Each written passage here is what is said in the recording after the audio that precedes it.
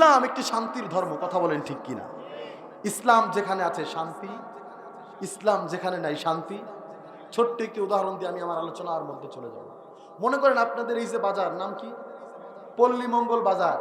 এই বাজারের একজন দোকানদার, ওই দোকানের একজন কর্মচারী, নাম তার ইসলাম।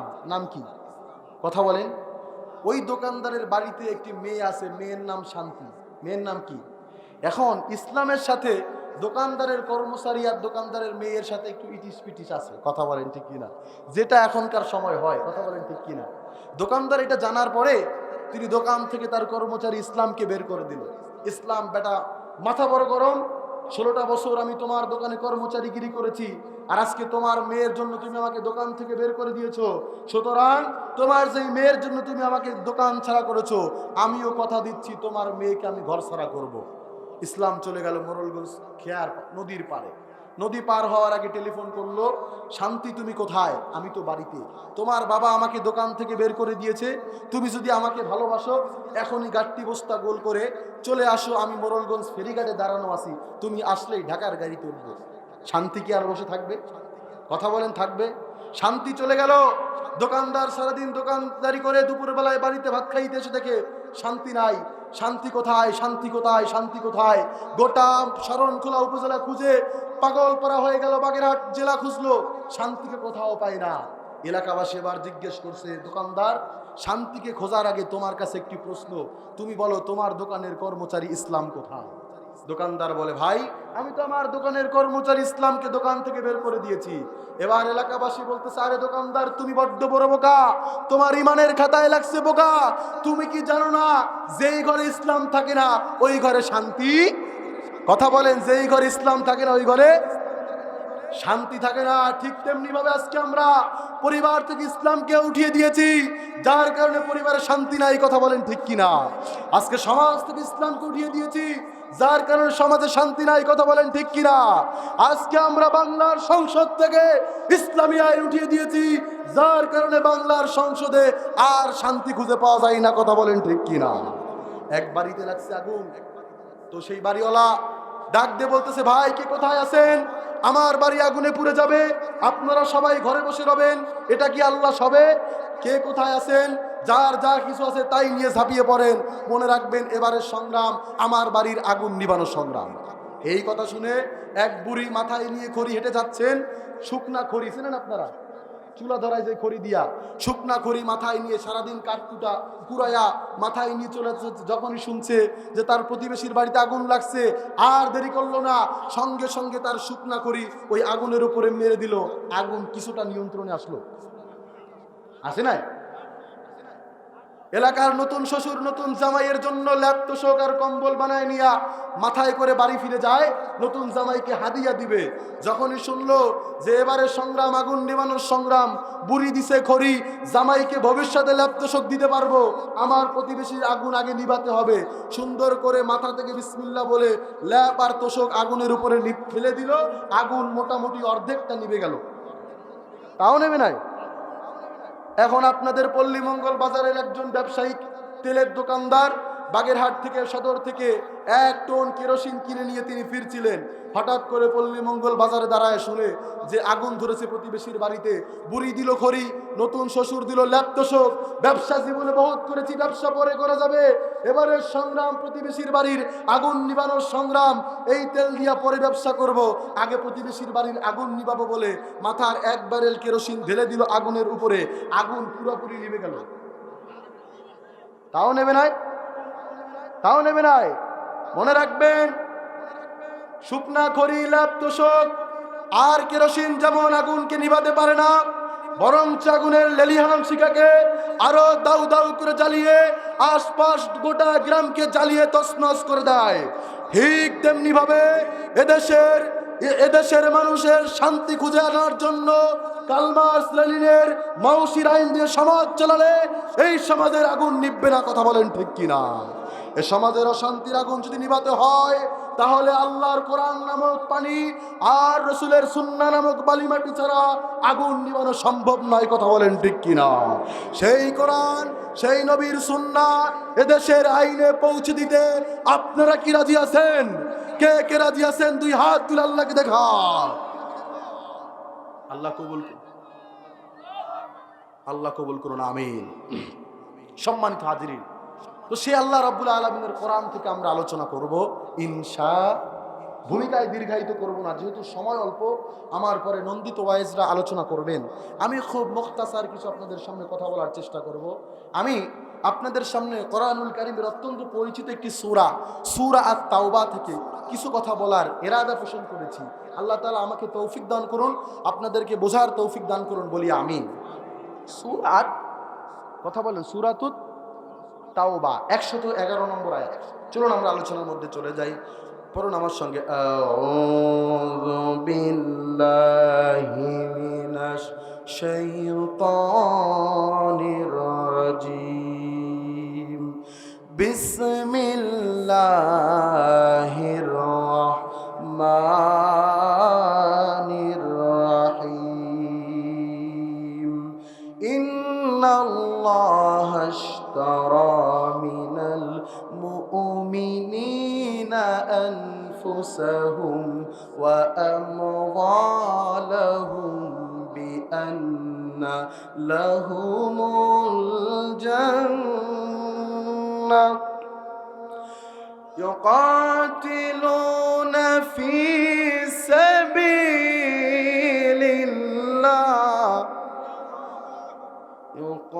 يقاتلون في سبيل الله فيقتلون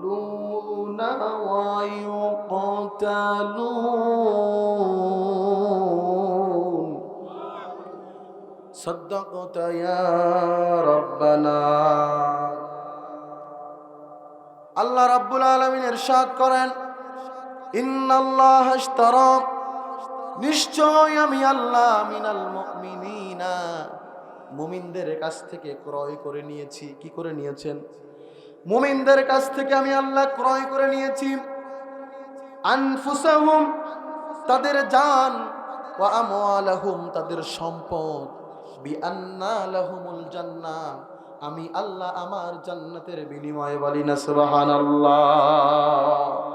ইউকাতিলুনা ফি সাবিলিল্লাহ, যারা ঈমানদার আমার জান্নাত পেতে চায়, তারা আমার রাস্তায় তাদের জীবনটা বিলিয়ে দিবে, বলেন না আল্লাহু আকবার।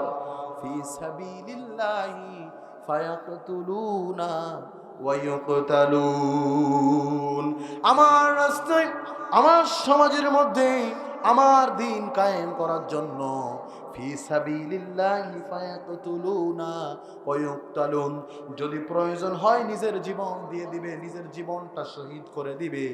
আর যদি প্রয়োজন হয় কাফেরদের বিরুদ্ধে লড়াই করে কাফেরদের হত্যা করবে, বলি আল্লাহু আকবার। সম্মানিত দিনী ভাইরা আমার, আসুন, আল্লাহ রাব্বুল আলামিন মুমিনদের কাছ থেকে তার জান এবং মালকে কিনে নিয়েছেন। এখন আমি আপনাদের কাছে জানতে চাই, এই যে আমার জীবন, আমার সম্পদ, এটা দিয়েছেন কে? জোরে বলি, কে? আমার জীবনটা দান করেছেন কে? আল্লাহ রাব্বুল আলামিন বলেন, হাল আতা আলাল ইনসানি হিনুম মিনাদ দাহরি লাম ইয়াকুন শাইআম মাযকুরা। ও দুনিয়ার মানুষেরা, তুমি একটু চিন্তা করে দেখো, এই পৃথিবীতে তোমার কোনো অস্তিত্ব ছিল না, তোমার কোনো খবর ছিল না। আজকে তুমি মাহফিলের বক্তা, আজকে তুমি এলাকার চেয়ারম্যান, আজকে তুমি এমপি, আজকে তুমি মন্ত্রী, তোমার কত দাপট। কিন্তু ও বক্তা, ও এমপি, ও চেয়ারম্যান, একটু চিন্তা করে দেখো, এই পৃথিবীতে একদিন তোমার কোনো অস্তিত্ব ছিল না। কথা বলেন ঠিক কিনা? বিনা অস্তিত্বে আমি আল্লাহ রব্বুল আলামিন তোমাকে অস্তিত্ব দান করলাম। আমার আল্লাহ বলেন, ইন্না খালাকনাল ইনসানা মিন নুতফাতিন আমশাজ। চিৎকার দিয়ে বলি আল্লাহু আকবার। আমি আল্লাহ রাব্বুল আলামিন, আমি তো তোমাকে সৃষ্টি করেছি মিন নুতফাতিন আমশাজ, এক ফোঁটা নাপাক পানি দিয়া। আমি আল্লাহ, তুমি যখন তোমার মায়ের গর্ভে ছিলে, তুমি যখন তোমার পিতামাতার বিবাহ হয় নাই, তখন তো তোমার কোনো অস্তিত্ব ছিল না। কথা বলেন ঠিক কিনা? আমি আল্লাহ রাব্বুল আলামিন তোমার পিতা এবং মাতার বৈধ বিবাহের সম্পর্কের মধ্য দিয়া আমি আল্লাহ রব্বুল আলামিন তোমার মায়ে তোমার পিতার কাছ থেকে এক ফোঁটা নাপাক পানি নিয়া আমি আল্লাহ তোমার মায়ের মাতৃগর্ভে দিয়া আমি রব্বুল আলামিন তোমাকে সৃষ্টি করেছি। বলি না আল্লাহু আকবার। কিসের এত অহংকার, কিসের এত দাম্ভিকতা?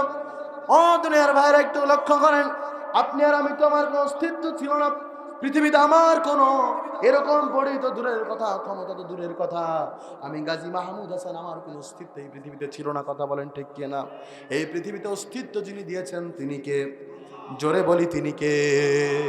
এই অস্তিত্বহীন আমাকে আমার আল্লাহ অস্তিত্ব দিলেন, আমার আল্লাহ আপনাকে আমাকে বানালেন। নাবতালিহি ফাজআলনাহু সামিআম বাসীরা। চিৎকার দিয়ে বলি আল্লাহু আকবার।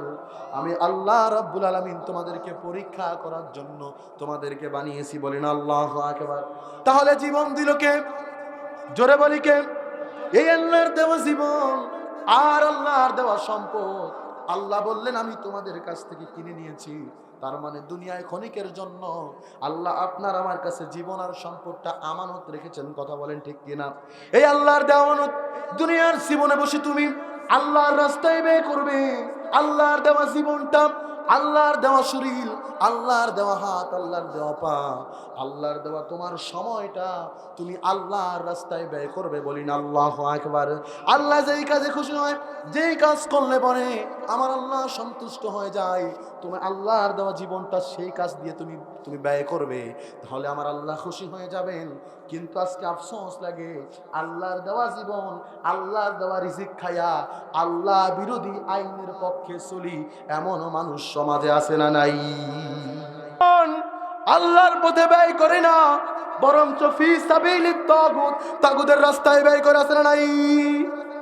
আল্লাহর দেওয়া জীবন আল্লাহ পাক দান করেছেন। এই জীবন যারা আল্লাহর রাস্তায় ব্যয় করে, ওই মানুষদের উপরে অত্যাচার নির্যাতন চালায় এমনও মানুষ সমাজের মধ্যে আছে না নাই? আছে না? ভাইয়ের আমার পরীক্ষা ছিল, কিন্তু পরীক্ষা আপনাকে পাস করতে হবে। আপনার জান এবং মালটা আল্লাহর রাস্তায় বিলিয়ে দিতে হবে। কিসের বিনিময়ে? কথা বলেন, কিসের বিনিময়ে? আল্লাহর জান্নাতের বিনিময়ে। সব আমরা দিতে রাজি। এই জীবনের কোনো দাম আমার কাছে নাই যদি কিনা জীবনটা পরিচালনা করার পরে জাহান্নামে যাই। কথা বলেন ঠিক কিনা? বরঞ্চ এই জীবনের দাম আছে যদি আমি 50 বছর হায়াত পেয়ে আল্লাহর রাস্তায় জীবন পরিচালনা করে আল্লাহর জান্নাতে যেতে পারি। কথা বলেন ঠিক কিনা? সম্মানিত দিনী ভাইরা আমার, ছোট্ট একটি ঘটনা বলে, আল্লাহর নবী, বিশ্ব নবীজি জীবন আল্লাহর রাস্তায় কেমনে দেয়, জীবন আল্লাহর রাস্তায় দেওয়ার জন্য মানুষ কতটা ব্যাকুল ছিল, ছোট্ট একটা ঘটনা বললে আপনারা বুঝতে পারবেন। বিশ্ব নবীজি মুতার প্রান্তরে আল্লাহর নবী রোমান সৈন্য, প্রায় 1 লক্ষ রোমান সৈন্য অস্ত্র সজ্জে সজ্জিত, এই রোমানদের বিরুদ্ধে ইসলামের পক্ষে যুদ্ধ করার জন্য আল্লাহর নবী সৈন্য নিযুক্ত করলেন। আল্লাহু আকবার। বিশ্ব নবী যেহেতু নিজে যাবেন না জিহাদের ময়দানে, 3000 সৈন্য তিনি নিযুক্ত করলেন। কয় হাজার? রোমানদের সংখ্যা 1 লক্ষ, নবীজি আমার মাত্র 3000 সৈন্য নিযুক্ত করলেন। সম্মানিত দিনী ভাইয়ের আমার একটু লক্ষ্য করবেন, যেহেতু নবীজি নিজেই জিহাদে যাবেন না, তিনি সেনাপতি নিযুক্ত করলেন। কি করলেন? বিশ্ব নবী ডাক দিলেন, ও আমার পালক পুত্র যায়েদ, দাঁড়ায় যাও। আল্লাহ নবীর কথা শুনে হযরতে যায়েদ দাঁড়িয়ে গেলেন। বিশ্বনবী বললেন, যায়েদ, এই যুদ্ধে মুতার প্রান্তরে রোমানদের বিরুদ্ধে আমি আল্লাহর নবী তোমাকে সেনাপতি হিসেবে নিযুক্ত করলাম। বলেন আল্লাহু আকবার। সম্মানিত দিনী ভাইরা আমার, আল্লাহর নবী বললেন, ও আমার চাচাতো ভাই জাফর বিন আবি তালেব, দাঁড়াও। হযরতে জাফর দাঁড়িয়ে গেলেন। আল্লাহর নবী বললেন, জাফর রে, যায়েদ যদি জিহাদের ময়দানে শহীদ হয়ে যায়, দ্বিতীয়বার সেনাপতির দায়িত্ব তুমি পালন করবে। বলেন আল্লাহু আকবার। সম্মানিত দিনী ভাইরা আমার, বিশ্বনবী হযরতে আব্দুল্লাহ বিন রাওহাকে ডাক দিলেন, ও আব্দুল্লাহ বিন রাওহা, তুমি দাঁড়ায় যাও। হযরতে জাফর যদি শহীদ হয়ে যায়, এই জিহাদের প্রান্তরে সেনাপতির দায়িত্ব পালন করবে তুমি। সম্মানিত দিনী ভাইরা আমার, হযরতে আব্দুল্লাহ বিন রাওহা যদি শহীদ হয়ে যায়, আল্লাহর নবী বললেন তোমরা পরামর্শের ভিত্তিতে শুরা করে তোমরা আরেকজন সেনাপতি বানায় নিবা। বলেন আল্লাহু আকবার। বুঝতে বাকি রইল না, নির্ঘাতেই মুতার প্রান্তরে 3 আল্লাহর বান্দাই শহীদ হয়ে যাবে। ঠিক কিনা বলেন? কিন্তু ভাই আমার ঈমান কাকে বলে দেখেন, নির্ঘাতেই মুতার প্রান্তরে গেলে আমি শহীদ হয়ে যাব, এইটা জানার পরেও আল্লাহর রাস্তায় জীবন দেওয়ার জন্য 3 জন একেবারে প্রস্তুত হয়ে গেলেন। বলেন আল্লাহু আকবার। আরো জোরে বলি আল্লাহু আকবার। সম্মানিত ভাইরা আমার, আল্লাহর নবী বললেন যাও 3 জনে তোমরা পরিবার থেকে অনুমতি নিয়ে আসো। হযরতে যায়েদ দাঁড়ায় গেলেন, ইয়া রাসূলুল্লাহ, ইয়া হাবিবাল্লাহ, নবীজি আপনি আমার পালক পিতা, আপনি আমাকে অর্ডার করেছেন। হুজরার মধ্যে আমার আম্মাজান হযরত আয়েশা সিদ্দিকা শুনেছেন আমার আর অনুমতির প্রয়োজন নাই, আমি জিহাদের জন্য প্রস্তুত হয়ে গেছি। বলেন না সুবহানাল্লাহ। হযরতে জাফর বিন আবি তালিব চলে গেলেন বাড়ি থেকে। স্ত্রীকে বলে প্রাণের স্ত্রী রে, জীবনে কয়েকটা বছর তোমার সাথে সংসার করেছি, তোমার হক আমি ভালোভাবে আদায় করতে পারি নাই। ওই স্ত্রী আমার, আল্লাহর নবী আমাকে মুতার প্রান্তরে সেনাপতির দায়িত্ব দিয়েছেন, হয়তো বা এই যুদ্ধ থেকে বাড়িতে ফিরতে নাও পারি, শেষবারের মতন বিদায় নিতে এসেছি, তুমি আমাকে মাফ করে দিয়ে আমার জন্য দোয়া করবে। বলেন আল্লাহু আকবার। সম্মানিত দিনী ভাইরা আমার, হযরতে জাফরের স্ত্রী 2 হাত তুলে আল্লাহকে বলে, আল্লাহ আমার স্বামী জাফরকে তুমি এই যুদ্ধে গাজী বানায়া আবার আমাদের কাছে ফিরায়া দাও। হযরতে জাফর তরবারির উল্টা পিঠ দিয়ে স্ত্রীর হাতের উপরে মৃদু আঘাত করলেন আর বলেন, বিবি রে উল্টা দোয়া করো না, উল্টা দোয়া তোমার আল্লাহর দরবারে কবুল হবে না। যেহেতু আল্লাহর নবী জিহাদের ময়দানে আমার আগেও একজন সেনাপতির নাম বলেছেন, আমার পরেও একজন সেনাপতির নাম বলেছেন, বিবিরে নির্ঘাত এই মুতার প্রান্তরে আমি শহীদ হয়ে যাব, জীবনের মতো তোমার সঙ্গে সাক্ষাৎ করতে এসেছি, তুমি আমাকে বিদায় দিয়ে দাও। এই বলে হযরত জাফর চলে গেলেন। স্ত্রী কাটা কবুতরের মতন উঠানে শুয়ে চিৎকার করে কান্না করতেছে। সন্তানেরা পিছনে বসে আব্বু আব্বু বলে চিৎকার করে। হযরতে জাফর একটা বারের জন্য পিছনে ফিরে তাকালেন না, চলে গেলেন জিহাদের ময়দানে। ভাইয়ের আমার, হযরত আব্দুল্লাহ বিন রাওহা চলে গেলেন বাড়িতে। আজকে তার নতুন বাসর রাত। কি রাত? নতুন বাসর রাত, নতুন বিবাহ হয়েছে। বাড়িতে ঢোকার সঙ্গে সঙ্গে স্ত্রীর কণ্ঠ থেকে কোরআনের আয়াত শুনতেছেন। বাড়িতে ঢুকে বলেন, প্রাণের স্ত্রী কোরআন তেলাওয়াতটা একটু বন্ধ করো, আমি তোমার স্বামী, তোমার কাছ থেকে বিদায় নিতে এসেছি। স্ত্রী রে, তোমার সঙ্গে আমার নতুন বিবাহ হয়েছে, আমি তোমার কোনো হক আদায় করতে পারি নাই, ওই স্ত্রী তুমি আমাকে ক্ষমা করে দাও। আল্লাহ রসুল আমাকে জিহাদের ময়দানে সেনাপতির দায়িত্ব হিসেবে দিয়েছেন, আমি জিহাদের ময়দানে চলে যাচ্ছি। ভাইয়ের আমার, স্ত্রী বললেন, প্রাণের স্বামী জিহাদের ময়দানে যাবেন তো ভালো কথা, একটা বার ভিতরে আসেন, একটা বার আমি আপনাকে একটু দেখতে চাই। হযরত আব্দুল্লাহ বিন রাওহা বলেন, স্ত্রী আমি ভিতরে যেতে পারবো না, কারণ আমি ভিতরে গেলে পরে তোমাকে দেখলে পরে তোমার প্রতি আমার ভালোবাসা জাগবে, আর ওই ভালোবাসা আমার জিহাদের ময়দানে বাধা হয়ে দাঁড়াতে পারে। স্ত্রী আমি ভিতরে যাব না। স্ত্রী ডাক দিয়ে বলে, স্বামী আল্লাহর কসম আপনি ভিতরে যদি আসেন আমি আপনাকে কোনো প্রেম নিবেদন করব না, আমি মদিনার সবচাইতে সুন্দরী নারী, আপনার সঙ্গে আমার বিবাহ হয়েছে, আপনি আমাকে ভালো করে দেখেন নাই, আমিও আপনাকে ভালো করে দেখি নাই, একটা বার আপনার চেহারা একটু শুধু দেখতে চাই, যাতে কিয়ামতের ময়দানে জান্নাতে আমি আপনাকে খুঁজে পাই। ভাইয়ের আমার, হযরত আব্দুল্লাহ বিন রাওহা বলেন, স্ত্রী রে এই এলাকা যদি তোমার থাকে আর যদি তুমি ধৈর্য ধারণ করতে পারো, অবশ্যই অবশ্যই আল্লাহ রাব্বুল আলামিন তোমাকে আমাকে জান্নাতে সাক্ষাৎ করে দিবেন। বলেন না সুবহানাল্লাহ। সম্মানিত দিন ভাইয়ের আমার, সবাই চলে গেলেন জিহাদের ময়দানে। হযরতে যায়েদ চলে গেলেন, যুদ্ধ করলেন, অসংখ্য কাফেরকে জাহান্নামে পাঠিয়ে দিলেন। হঠাৎ করে হযরত যায়েদ কাফেরদের আঘাতে তিনি শহীদ হয়ে গেলেন, দুনিয়া থেকে বিদায় নিয়ে চলে গেলেন। ইসলামের পতাকা হযরতে জাফর বিন আবি তালিব ধরলেন, সেনাপতির দায়িত্ব পালন করে বীর বিক্রমের সহিত কয়েকজন কাফেরকে তিনি হত্যা করে ফেললেন। হঠাৎ করে কাফেররা হযরতে যায়েদকে ঘুরে ধরে ফেললো, হযরতে যায়েদকে আটকে ধরে হযরতে যায়েদের ডান হাত বরাবর তরবার দিয়ে আঘাত করলো। আল্লাহর নবীর সাহাবী ডান হাত থেকে ইসলামের পতাকা বাম হাতে নিলেন, কাফেরেরা বাম হাত বরাবর আঘাত করলো, দুইটা হাত জমিনে ছিটকে গেল। আল্লাহর নবীর সাহাবী হযরতে জাফর বুকের মধ্যে ইসলামের পতাকা আটকে ধরেছেন। বলেন আল্লাহু আকবার। আর পাশের সাহাবীকে বলেন, আল্লাহর নবীর সাহাবী তুমি রাসূলুল্লাহকে বলবা আমি যায়েদ আমার মৃত্যুর আগ পর্যন্ত আমি ইসলামের পতাকা জমিনে পড়তে দেই নাই, আমি উঁচু করে রেখেছি। জোরে বলি আল্লাহু আকবার। ভাইরা আমার, হযরতে জাফরের মাথাটা আলাদা করে ফেললেন, পাটা টুকরা টুকরা করে, দুই পা দুই দিকে, দুই হাত দুই দিকে, গোটা বডিটা একদিকে আর মাথাটা একদিকে রাখলেন। হযরতে জাফর দাঁত দিয়া কামড়ায়া ইসলামের পতাকা শেষ পর্যন্ত ধরে রেখেছেন। বলেন আল্লাহু আকবার। সম্মানিত দিনী ভাইরা আমার, হযরতে আব্দুল্লাহ বিন রাওহা তিনি চলে গেলেন। যাওয়ার পরে তিনি দেখতেছেন আমরা যাওয়ার আগেই কোন আল্লাহর বান্দা যেন ইসলামের পতাকা তিনি উঁচু করে রেখেছেন। বলেন না সুবহানাল্লাহ। সম্মানিত ভাইরা আমার, এই ছিল ঈমান। কথা বলেন ঠিক কিনা? দ্বীনের জন্য তারা জীবনের সব কিছু বিলায় দিতে রাজি, ঈমান বিক্রি করতে রাজি না। ঠিক কিনা বলে ভাইরা আমার? হযরতে জাফর তিনি দেখতে সাহাবীর সাথে, যে সাহাবী তাকে দাফন করলেন, দাফন করে সাহাবী আসলেন, তিনি বললেন আমি স্বপ্ন দেখেছি হযরতে জাফর আল্লাহর জান্নাতে ঘুরতেছে। বলি না সুবহানাল্লাহ। হযরতে জাফরকে জিজ্ঞেস করলাম, ও জাফর, আল্লাহ পাক তোমার সাথে কেমন আচরণ করেছে? হযরতে জাফর বলেন, আল্লাহ আমাকে বলেছেন, ও জাফর, তুমি আমার দ্বীনের জন্য জীবন দিয়েছো, আজকে তুমি কি চাও বলো, আমি তোমাকে দিয়ে দিব। বলি না সুবহানাল্লাহ।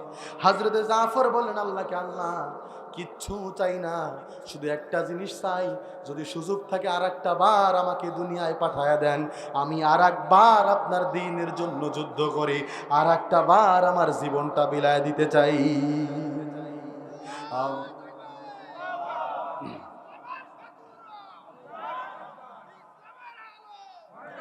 সম্মানিত দ্বীনি ভাইরা আমার, সময় অল্প, গভীর মনোযোগ দিয়ে শুনবেন।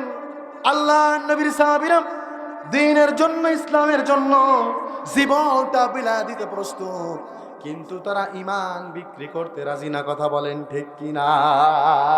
ওই ঈমান আপনার আমার আছে না নাই? ওই ঈমান আনতে হবে, কারণ আমরা তো আল্লাহর জান্নাত চাই। আর আল্লাহ বলেন, মুমিনদের জান আর মাল যদি আমার কাছে দিয়ে দেয়, আমিও মুমিনদেরকে আমার জান্নাতটা আমি দিয়ে দিব। বলি না সুবহানাল্লাহ। সুতরাং সম্মানিত দ্বীনি ভাইরা আমার, অবশ্যই আল্লাহর রাস্তায় জিহাদ করতে হবে। কথা বলেন ঠিক কিনা?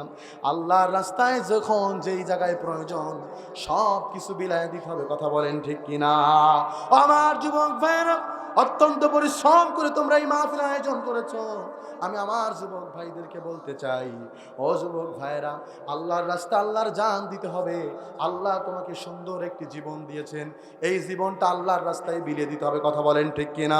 সম্মানিত দ্বীনি ভাইরা আমার, তুমি যদি আজকে আল্লাহ বিরোধী যেই মিছিলে গেলে আল্লাহ অসন্তুষ্ট হয়ে যায়, তুমি যদি ওই মিছিলে যাও, তাহলে আল্লাহর রাস্তায় তোমার জীবনটা দেওয়া হবে না। কথা বলেন ঠিক কিনা? আল্লাহ বিরোধী রাস্তায় মিছিল দেই কিনা? বলেন, জোরে বলেন, দেই কিনা? আল্লাহ বিরোধী রাস্তায় আমরা আমাদের মিছিল দেই, কিন্তু যুবক ভাইরা লক্ষ্য করেন, আল্লাহ বিরোধী রাস্তায় মিছিল দেওয়া যাবে না। মিছিল যদি দিতে হয় এক আল্লাহর রাস্তায়, আল্লাহর দ্বীনের জন্য মিছিল দিতে হবে। কথা বলেন ঠিক কিনা? আর ওই আল্লাহর রাস্তায় মিছিল দিতে গিয়া, আল্লাহর দ্বীন কায়েম করতে গিয়া যদি বুকের তপ্ত রক্ত আল্লাহর জমিনে ঢেলে দিতে হয়, ও শরণখোলার মুসলমান, কে কে আছেন বুকের তপ্ত রক্ত আল্লাহর জমিনে ঢেলে দিয়া আল্লাহর দ্বীন কায়েম করতে রাজি? নারে তাকবীর। আল্লাহ কবুল করুন, আমিন।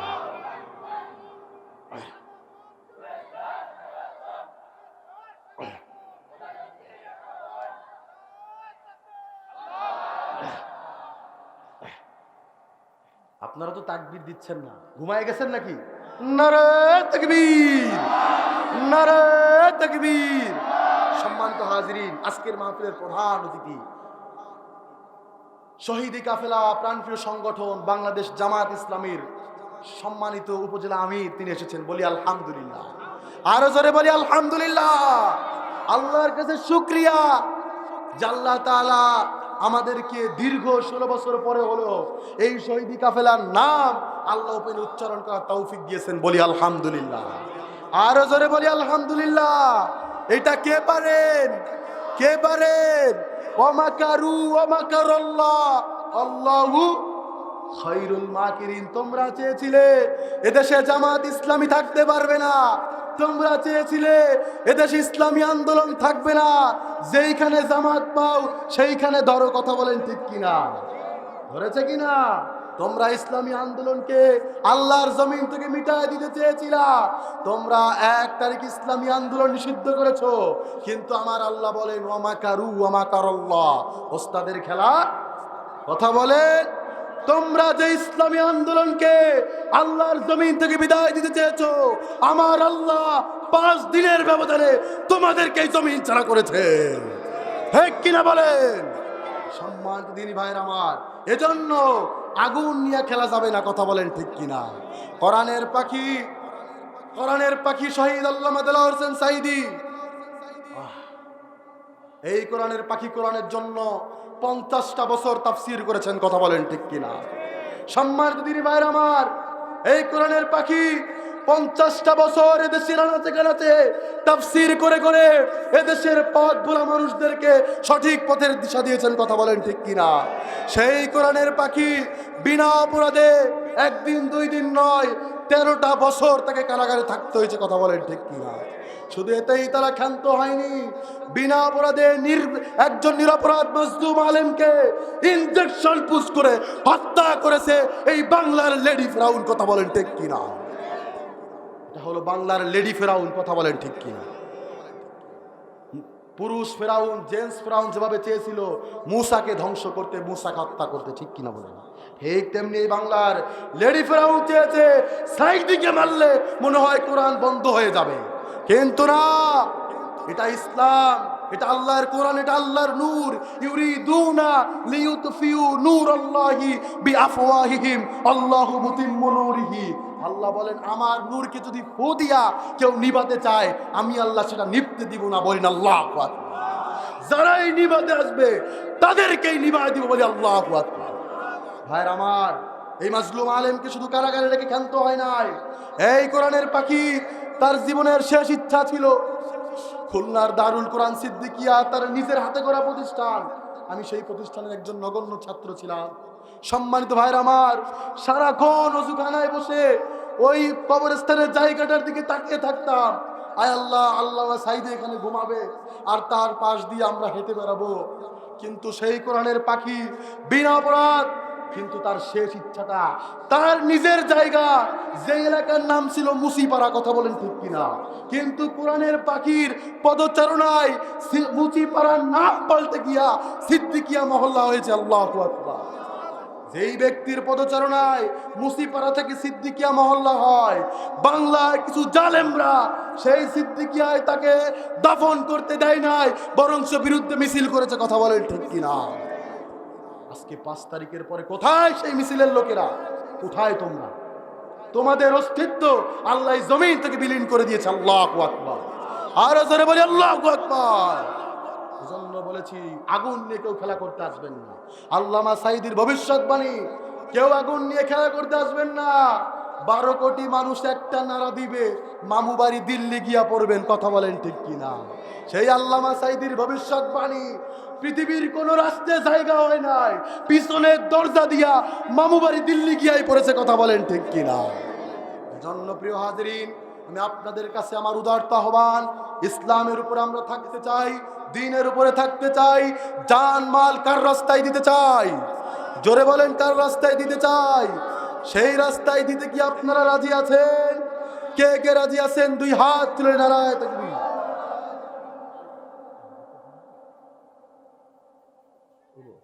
সম্মানিত দিনী ভাইরা আমার, তাহলে আমি আপনাদের কাছে বুঝাতে চাইলাম, কষ্ট পেয়েছেন আপনারা? বেজার হয়েছেন? সম্মানিত দিনী ভাইরা আমার, আল্লাহ রাব্বুল আলামিন এই দুনিয়ার মধ্যে আপনাকে আমাকে পাঠিয়েছেন। ইন্নী জাইলুন ফিল আরদি খলিফা। কি করে? আল্লাহর খলিফা করে, আল্লাহর প্রতিনিধি করে আল্লাহ পাক আমাকে আপনাকে পাঠিয়েছেন। কথা বলেন ঠিক কিনা? সুতরাং বান্দারে, দুনিয়ার জীবন তুমি পরিচালনা করবে আল্লাহর দেওয়া বিধান দিয়া। দুনিয়ার জীবন তুমি পরিচালনা করবে আল্লাহর রাস্তায়। কথা বলেন ঠিক কিনা? ও আমার ভাইয়েরা, ও আমার বাবাজিরা, তাহলে আমি আপনাদেরকে বুঝাতে চাইলাম, যেই জীবন দিলেন আল্লাহ, ওই জীবন আল্লাহ বিরোধী দলে আমরা কাটাই কিনা? কাটাই কিনা? কাটান না। আফসোস লাগে আজকে ঘুমানোর সময় মাথায় বালিশ বিছানায় মাথা দিয়া একটু আত্মসমালোচনা করে দেখবেন, একটু আত্মসমালোচনা করবেন। আমার ভাইয়া, যারা তোমরা কিনা ইসলাম বিরোধী দলের সঙ্গে তোমরা রাস্তায় এসে মিছিল দাও, রাজপথে মিছিল দাও, তোমাদেরকে আমি জোর করব না, তবে তোমাদের হাতে ধরে বলি, পায়ে ধরে বলি, আজকে একটু আত্মসমালোচনা করে দেখো। ঘুমাতে যাও, ঘুমাতে যে তুমি একটু দেখো এই জীবনটা তোমাকে কে দিয়েছে। ঠিক কিনা বলো?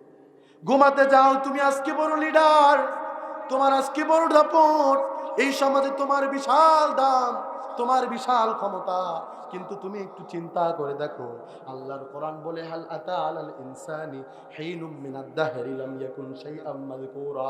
একদিন তুমি নেতা, এই পৃথিবীতে তোমার কোনো অস্তিত্ব ছিল না, কথা বলেন ঠিক কিনা? তোমার কোনো অস্তিত্ব ছিল না।